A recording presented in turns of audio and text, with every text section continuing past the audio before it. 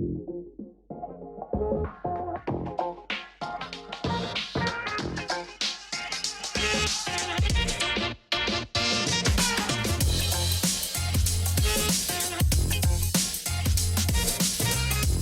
everyone. This is your host, Akhil Jabbar, and welcome back to another episode of SaaS District. In today's episode, we'll be talking about how to combine a community-led growth and a product-led growth strategy. And today we have our guest, Zachary DeWitt, joining us. Zach is the partner at Wing Venture Capital. They are a firm that invests in seed and Series A rounds for transformative enterprise tech companies. Prior to Wing, Zach was CEO and co-founder of a company called Drop, which built 2 award-winning iPhone apps, Drop Messages and Firefly, before they sold the technology and the IP to Snapchat in 2016. Zach also holds a BA in economics from the Yale University, as well as an MBA from Harvard Business School. So welcome, Zach. Super excited to have you on the show today. Yeah, thank you so much for having me. I'm a big fan of the show and a lot of your content, so it's great to make the connection and excited to chat with you. Thank you. Likewise, Zach. So a lot of exciting stuff to hear, impressive resume.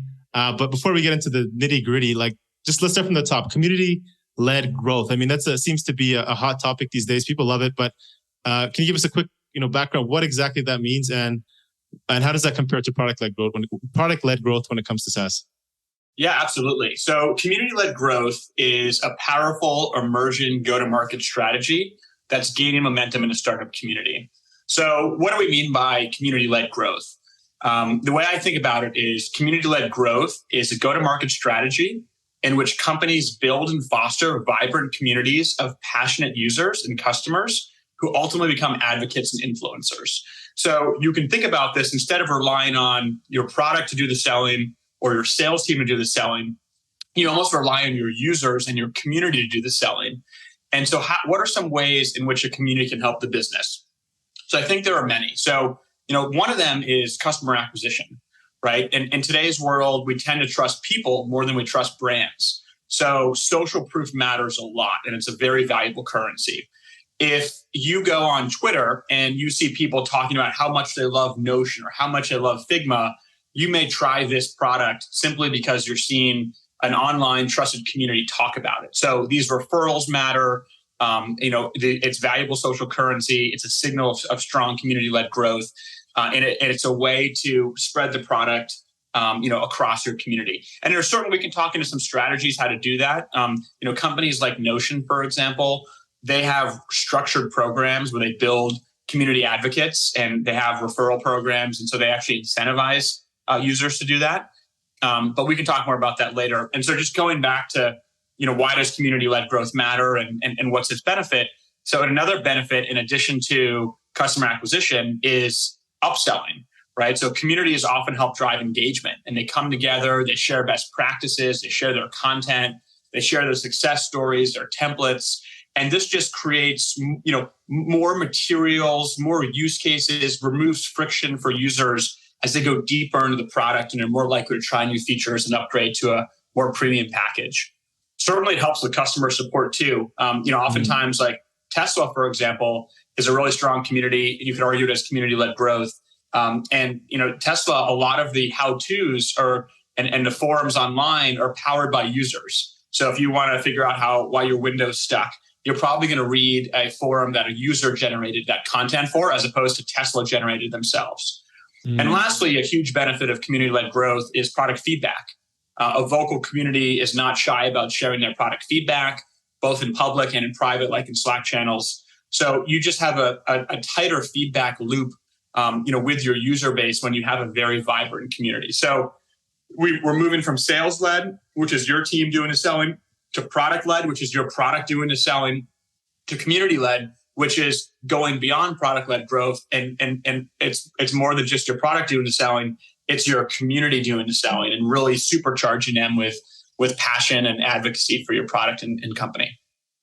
Yeah, interesting. You use Notion as an example. So you mentioned their community. They're actually rewarding their community to refer and get out more customers. So I would look at that more of like affiliates or ambassadors or channel partners. I guess you can call those. I would think that would be between also PLG and community led, because I think it would be more of a transactional, right? Like, here's a link, sign up. It's such a good product. Whereas here you're saying, the community is, actually using the product. They're sharing case studies, how they're actually using it.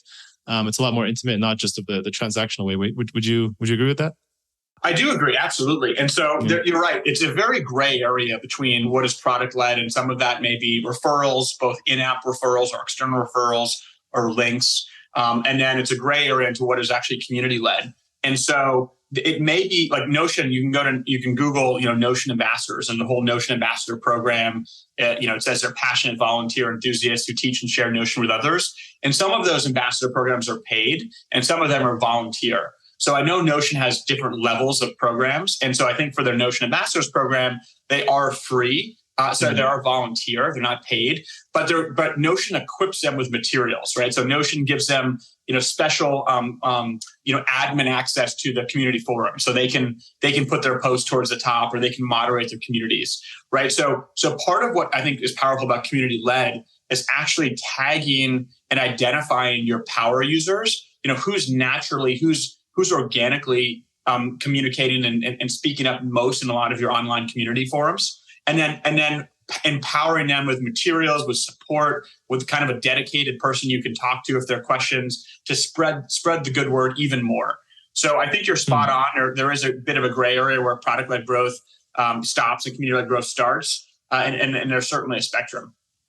Yeah, and imagine what would happen if you started like incent. So I love the idea of using volunteers, people who actually genuinely want to spread word. I think that's the best way. But if you start adding incentives with cash into that, I wonder how that changes the whole dynamic in the mind. But yeah, it does, and you can feel it on Twitter too. I mean, we've all seen people on Twitter where it feels like a promoted post, right? And that is when you kind of get turned off, and your spidey senses are tingling a little bit that this feels gimmicky, or this feels like they're paid to do this. Yeah. And so, part of it is authenticity. And actually, part of my thesis over the next decade is brands, B2B brands really need to have both transparency and authenticity. And so if you can really empower your true organic users, you feel that on Twitter. And you see that sometimes, where sometimes people say on Twitter, what's the best tool for design for my small business? And you just scroll through the comments and you see all these people like, love Canva, love Canva, love Canva, Figma's great, love Canva. And, and you can kind of get a sense of just the natural passion. And so that really, that authenticity, I think you said it very well, is super important to be a part of your kind of program and your aspirations for your community. Yeah, 100%. Authenticity, I think, in all aspects of life, but even, it's kind of hard to differentiate online sometimes, right? But if you can spot it, that's important. Yeah, exactly. Well said. You're right. You're kind of blurring the lines between brands and people, right? And so I think that's what this movement's about. You're becoming less of a brand who's talking to you and talking down at you, and you really want to become an authentic collection of people and collection of users that love your product, and that becomes the interface. That becomes kind of the experience layer for new users. That's where they hear about the product. That's where they get referrals for the product. So moving from kind of this creepy, large, monolithic brand to this organic, warm, natural, kind of user nebulous community. I want to challenge that thought around the old nebulous monolithic brand. Doesn't that attract a certain type of folks too? Like I would think, folks, let's say bigger companies, Fortune 50, Fortune 500 CEOs, they would maybe look at that as better than us. It's kind of reverse like psychology, where it's like, no, they actually don't want the personality. They want to see a big brand company and has all this, it looks, bigger than it looks like, right? Yeah, it's a good question. So I think it depends on the vertical, right? So if it's dealing with money, you can imagine a world where you want a very large monolithic organization, a faceless organization like, Bank of America, right? They're trusted. They have millions and millions of customers. They've been around for, through acquisitions, but, 100 year plus. And so there's a lot of trust there. However, if it's a developer tool, or if it's a productivity tool, you really want to learn about that from users, and then you want to troubleshoot it with other users, right? You want to land on a community page as opposed to on kind of a page which is like the brand talking to you. And so I think again, I think you're right, and your instinct's right. But I would push back and say it's more on what kind of vertical dependent. Of do you want a big, trusted, monolithic, faceless brand, or do you want more of a community kind of people first experience and in company? Yeah, it makes complete sense. And do you think that every SaaS company out there should experience or think about using community-led growth, or is there any specific you would say that you wouldn't suggest as this a channel to even look at or consider? Yeah, great question. And so there's certainly some companies that are really well set up for community-led growth. Any company that has any product that has collaboration in it, right? And so whether it's internal collaboration with colleagues or external collaboration with customers or vendors or partners, those tools are great for community-led growth because there's natural virality in the user experience. So this could be productivity tools, this could be communication tools, this could be developer tools, this could be open source projects. So these areas are really ripe for community-led growth.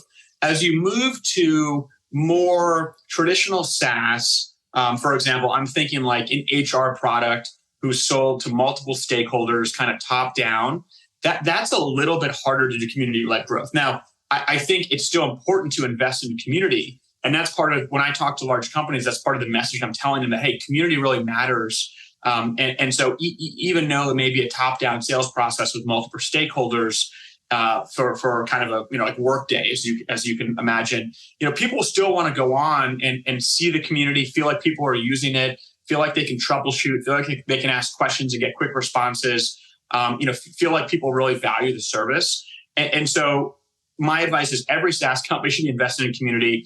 It's just a question of how aggressively and kind of, what tools of the community-led playbook you should start with. Yeah, that makes sense. I guess if you don't have an internal tool to talk to each other, then that's one way you probably can't look at. But I imagine there's so many different channels to build, communities these days that, I mean, even like a podcast itself, right? That's one way that I think every SaaS company can do. And then in terms of, results, right? Like you mentioned a few benefits.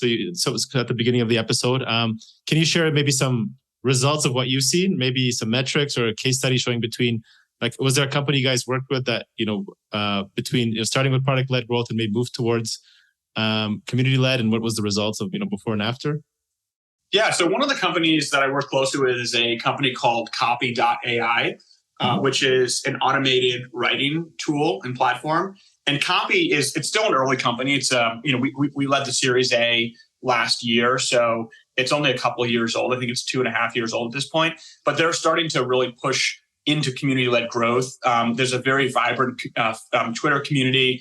There's a lot of community members that post on TikTok organically that help troubleshoot the product. So it's in early stages of moving to community-led growth. And so your question on metrics is, so what does that mean in terms of metrics, right? What's the impact? One, we've seen a decrease in customer acquisition costs because we see the percentage that come in from word of mouth or referral is increasing. And so that is your purest form of customer acquisition. There's no paid customer acquisition associated with that user growth. So we're seeing customer acquisition costs go down, which is really important for a lot of businesses because you're optimizing customer acquisition costs relative to kind of the lifetime value of that customer. We're also seeing support costs go down. And so this is, if people are filing tickets on Zendesk, they can start to resolve it by asking other community members, either on Twitter or on forum.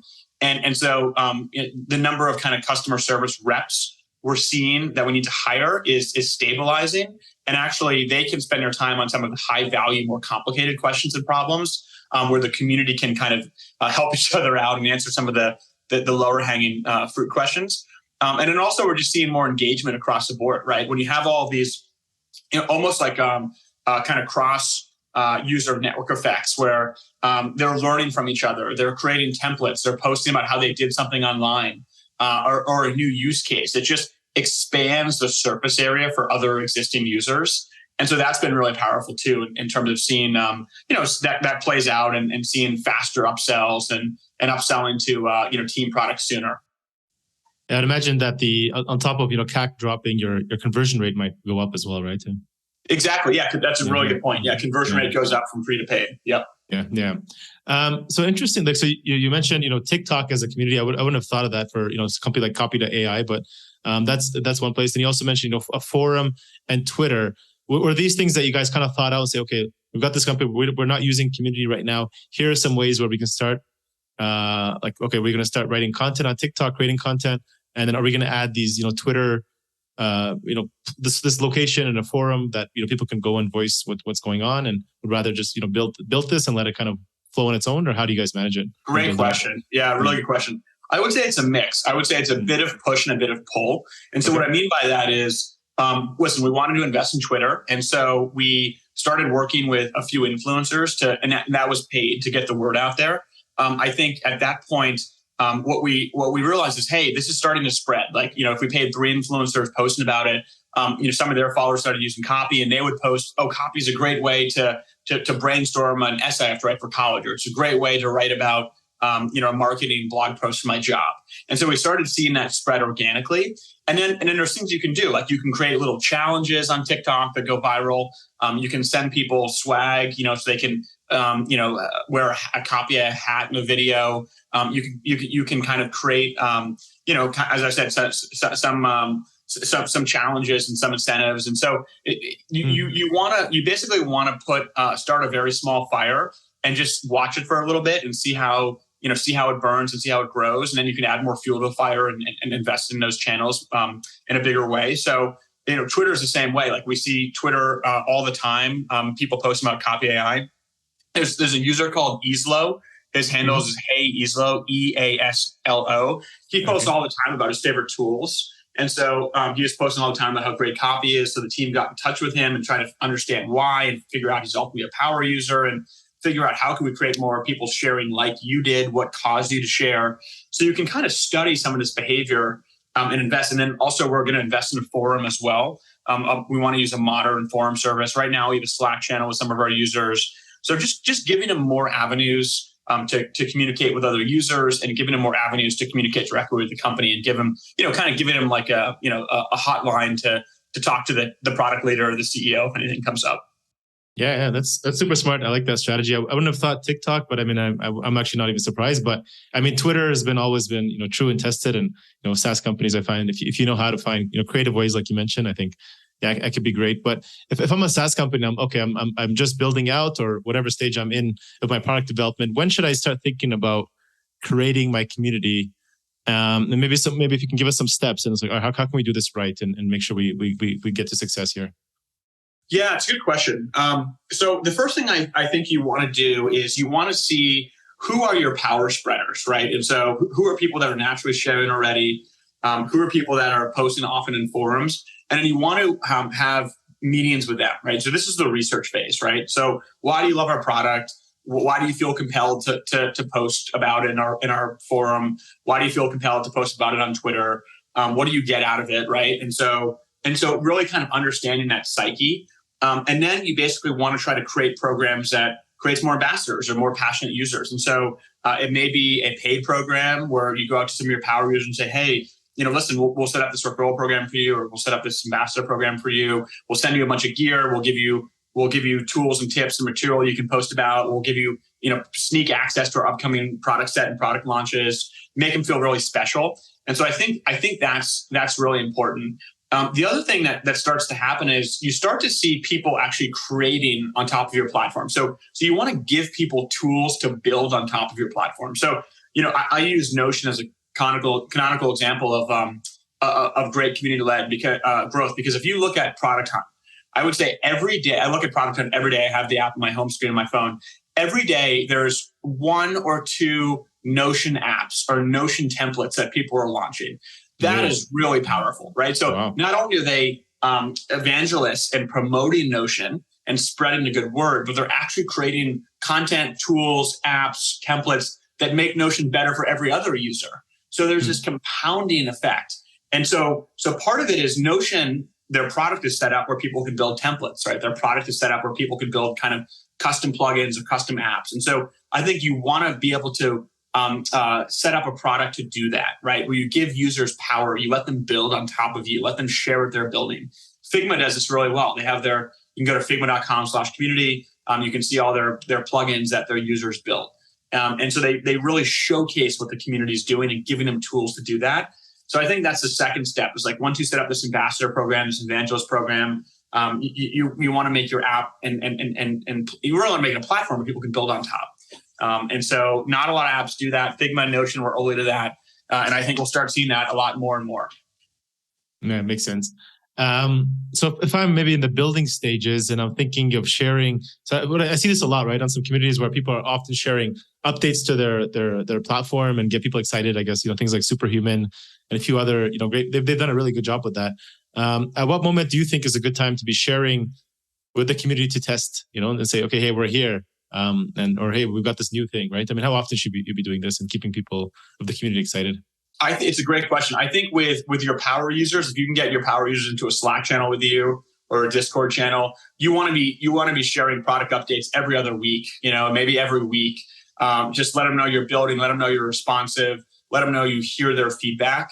That's super important. And then, every company's got a different release cadence for public releases. So that may be every quarter, that may be every month, and so I see a lot of early stage startups have very fast release cycles.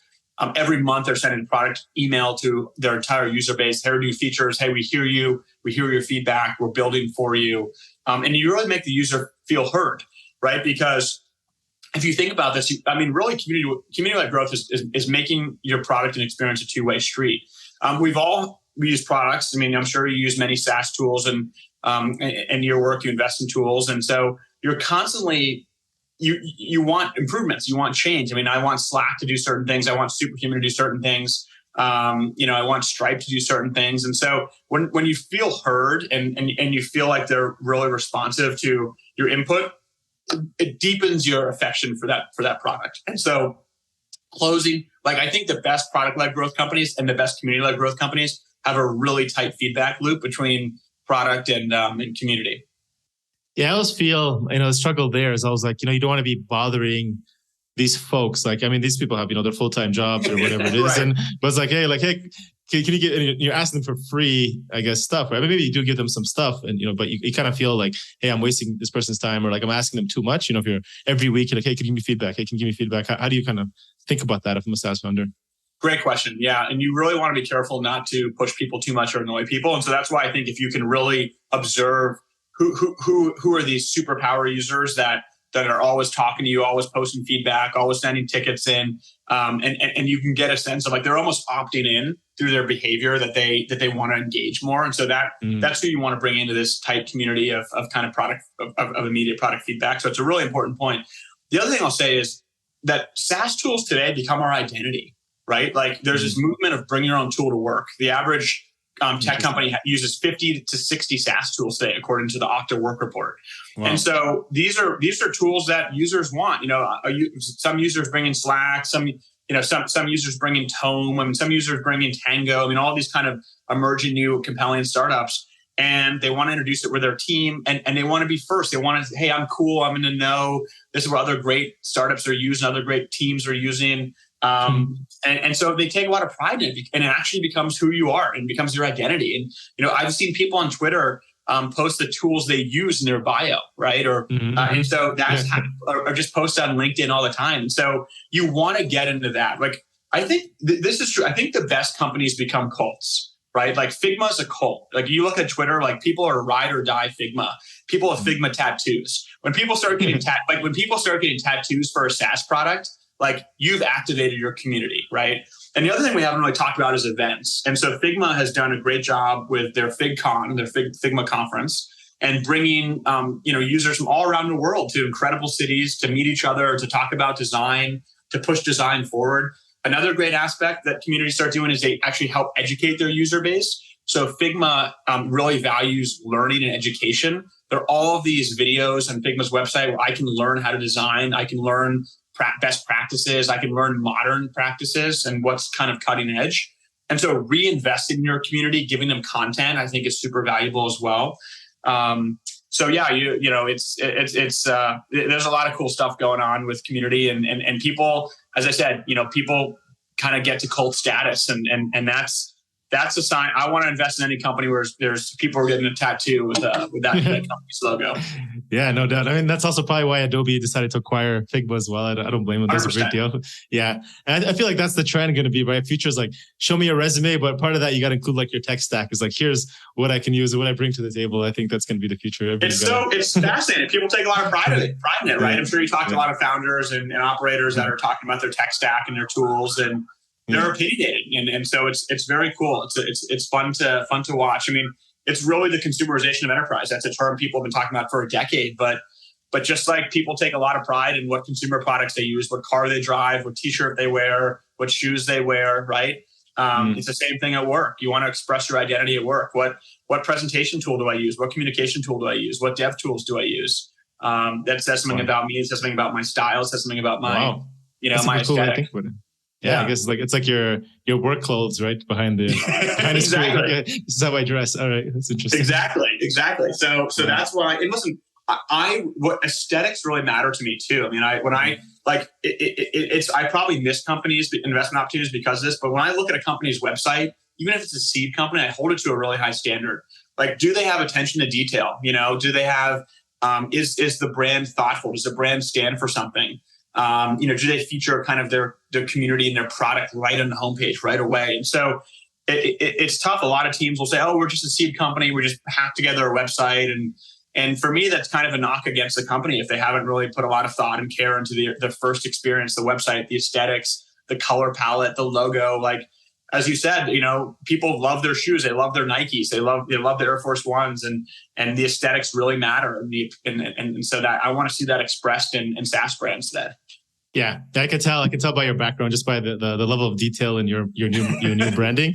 I mean, you can see we're not a SaaS, at Horizon Capital, but we also, that was something important to me. So I feel like our design, everything had to be like, on point. So I mean, a lot of investment companies don't care. They're old school. They're like, no, this represents me. I want it to look good. So I think totally, yeah. I mean, aesthetics matter, and so Figma. I mean, I'm just like. Figma's website is, it's sexy, right? Notion's a beautiful product. These products are clean and they have a feeling to them, they have a mood to them. And that's what we're going for. Products want to make their users feel a certain way, right? And so that is the state of where we are in SaaS today. It sounds a little bit silly, but that's where we are in terms of kind of the next great set of startups. I mean, that's the basics of sales, right? Making people feel connected to your brand. I mean, now we're just learning how to do it without, people to people with the actual website. So that's well said. Well said. Yeah. So last question, Zach, before we get into the kind of personal rapid fire questions. So building a community is one thing. I find, I'm probably pretty good at, getting people in and, having this huge list and, but then engaging them is another. If I'm a SaaS company, product-led growth company, I'm looking to build and keep that community active, engaged. What are some actions you would recommend to take? Yeah, it's a great question. And so, there's a standard playbook we've talked about of having a tight loop and communicating often and sending them, product updates and certainly engaging them on Twitter. If someone tweets at you, tweet back at them. And so there's a lot of the basics. I think when companies go above and beyond of how to engage your community, they keep it fun and they introduce. It's like really, it's surprise and delight your customer. And so they're hiding little nuggets in the product. Like one company I work with, around.co, which is kind of a next gen video chat. They introduce games into their product. Like it's not really a gaming product, right? But they wanted to keep it fun for people when they're in video conferences.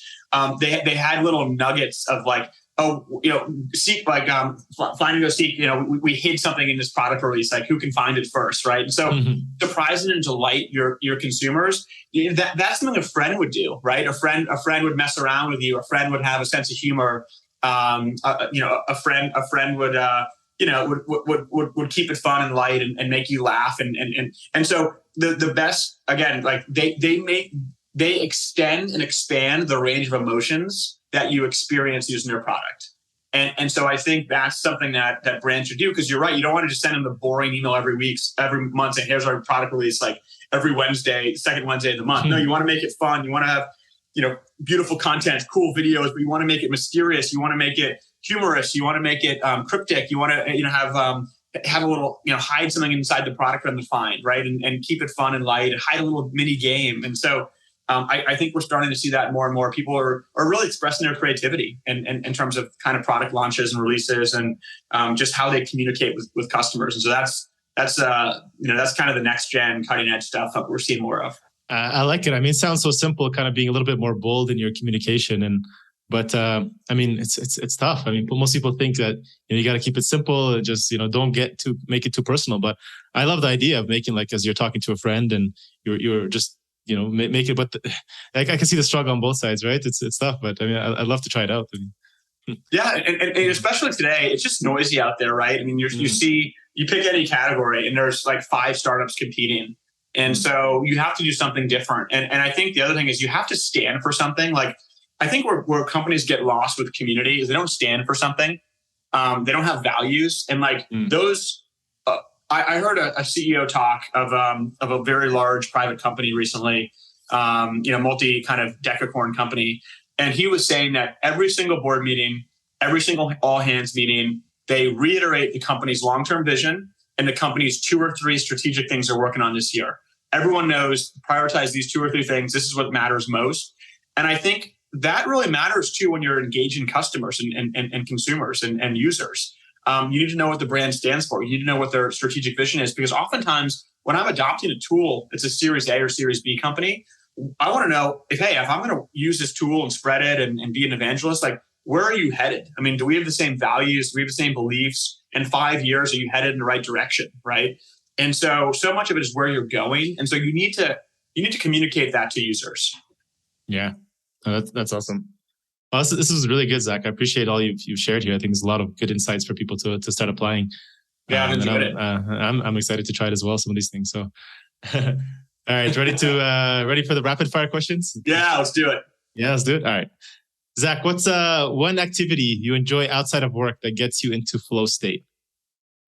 I love hiking with my wife. Just being in nature, actually leaving our cell phone behind. Really, you get into flow state when you get your heart rate up. Going uphill, you stop thinking and you're really present. And I think we're all struggling to be present. We're all inundated with notifications, emails, tools all the time. Especially as an investor, you're constantly getting emailed and pinged. So yeah, you got to get in a flow state. I'm glad you asked about that. It's I don't do it enough, but yeah, that's probably where I get in my deepest flow state. Nice. Yeah, you got to find a way how to be hiking while you're working, and then you're always exactly. Zach, what's one piece of advice you wish you had known and would tell your, I'm going to change it to 20-year-old self, not 25-year-old self. What would you tell yourself? So I started a couple companies in my 20s, but I never really went all in on them. I only went all in on one where that was my full-time job. I stopped what I was doing. I wish I started companies all in throughout my 20s, every 2 years. There's in today's world, there's so much support for founders. Even if you fail, you want to be backed again. People want to work for you again. You just keep getting better and better. And there's never been a better time to start a company. So every other year, I wish I started a new company. If it doesn't work, shut it down, move on to the next, just keep going. It's the most fun process in the world. It's the most challenging process in the world. And I wish I did more of it. I only did it once. I should have done it 4 or 5 times. What's stopping you from doing it now, right? It's a good question. Well, I think the way to actually thread the needle as a VC is I'm actually working on an incubation project right now, which we can, if we chat again next year, we can talk more about in kind of the go-to-market space. So that's a great way I'm doing all the research, coming up with the branding, coming up, kind of with the product with one of my colleagues. And that's a fun way to build something, but also still be able to invest. Because I'm so curious. I love, working with different projects and different founders. Yeah, I think we're the same that way. I get you. Yeah. Zach, what are some of the biggest challenges you guys are currently facing in order to continue to grow your firm, Wing Partner Capital? Meaning, if anything, what keeps you up at night these days? Yeah, it's a great question. I think the challenge is how best can we serve our founders? And so there's trade-offs, right? I mean, we're only so big. We can only make so many investments. And so do we invest more in resources for them to grow, talent resources and customer resources and marketing resources and go-to-market resources, and what's the right trade-offs at the right time? The other thing is we have companies that are seed companies. We also have companies that we've invested in 7 years ago that are about to go public. And so how do we serve companies along the whole spectrum? And, how do we, really be the best partner to them throughout the life cycle? So it's a game of trade-offs, and we're constantly evolving and constantly trying to figure out how to get better. Nice, man. I'm rooting for you guys. Thank you. Root for you too, man. I've really enjoyed this. Thanks. Who or what are best 3 resources? These can be, books, people, mentors, or people you follow in the space who you'd say have been instrumental to your success over these last few years? I think you guys started back in 2013, right? Yeah, back in 2013, exactly. So I joined a couple of years in. So yeah, so let's go through. So a couple of resources. Actually, I got to give a shout out to someone at another venture firm. I think Kyle Poyer of OpenView. He has some of the best content on product-led growth. We've connected. We both write a lot about product-led growth, and we've compared notes. We hopped on a Zoom together for the first time a couple weeks ago. He's awesome. He's someone I really admire, someone I really respect, and in terms of content, I definitely give a shout out. Check out my newsletter, which is a Substack called Notorious PLG. Every week we feature new content. And listen, I'm a student of this. I mean, part of what we do is we have a founder guest write every week. And so he or she's talking about what they do. And so it's it's not me just pontificating. It's actually advice from real world people. So every week you learn from someone. And then this is the link here. And I'll say that, listen, I think I'm very grateful to have mentors at Wing. Peter and Gaurav, who are the two founders. Peter was at Excel for many years, and Gaurav was at Sequoia for many years before starting Wing. And listen, it's really important to have mentors early in your career, and everyone's going to have different mentors, but you gotta put yourself out there. You gotta, ask to go out for lunch, ask to go out for coffee, and just ask questions and learn. So hopefully that's a good summary. Check out Kyle's work. Check out my work to learn how some of these early stage startups are doing product-led growth, and then find a mentor, at your firm or outside your firm. Absolutely. Yeah, we'll add those links to the show notes. I haven't heard of either of those, so I think that'd be great for people to check out. What does success mean to you today, Zach? Whether that's personally, business, financial, life? I guess no right answer. Yeah. When I was younger, I used to think it was financial success is what mattered in terms of success. And as I've gotten older, that is probably like the fourth or fifth ranked thing. I think success right now is pushing myself to be the best. Is self-improvement, is growth. And also the founders I work with. I want my founders to be the best version of themselves. And so I constantly want to push them to stretch and to be out of their comfort zone and to help evaluate their blind spots. And so I love challenges. I love, discomfort. I love growth. And it's been a hard 2 years for everyone with the pandemic and recession. And so I think just constantly finding ways to worry less about what everyone else is doing and worry more about how I can get a little bit better every day.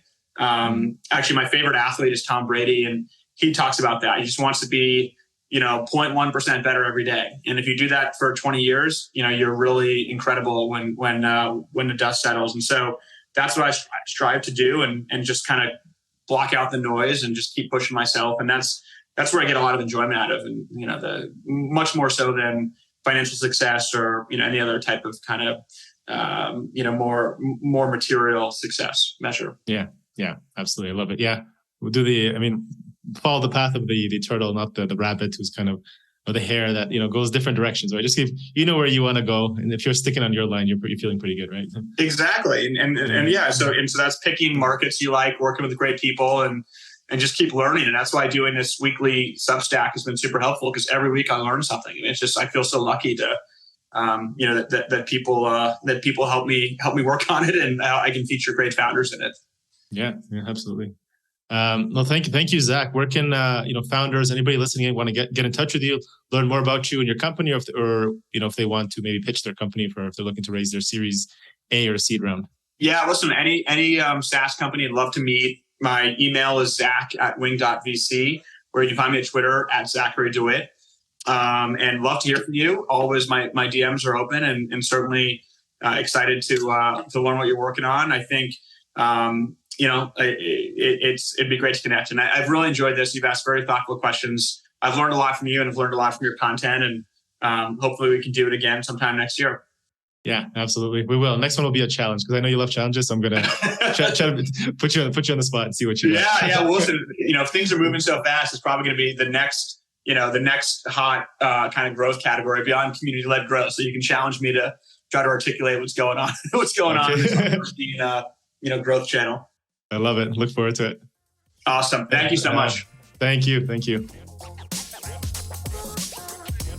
Thank you all for watching this episode and joining SaaS District today. Don't forget to like, subscribe, and hit the bell for future episodes where we interview top leaders in the SaaS industry.